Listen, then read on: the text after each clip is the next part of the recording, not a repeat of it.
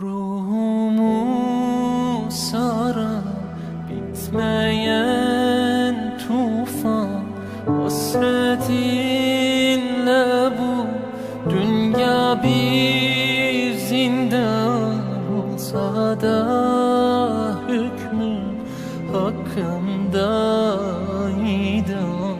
Vazgeçmem inan senden, iman gönlümde iman.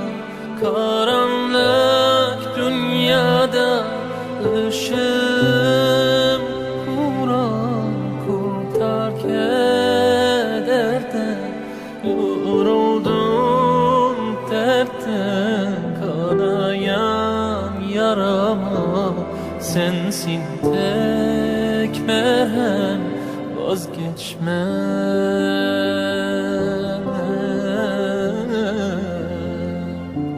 senden, senden.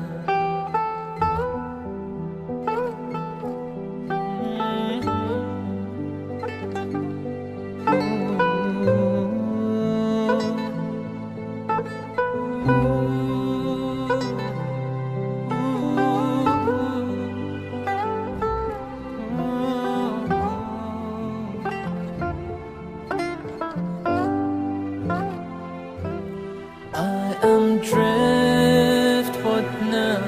I am homeward bound. Pull me from the sea, save what's left of me.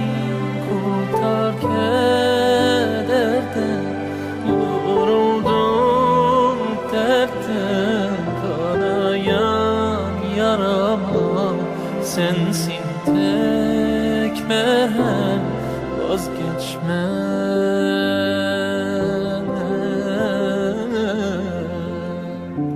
senden. So forgive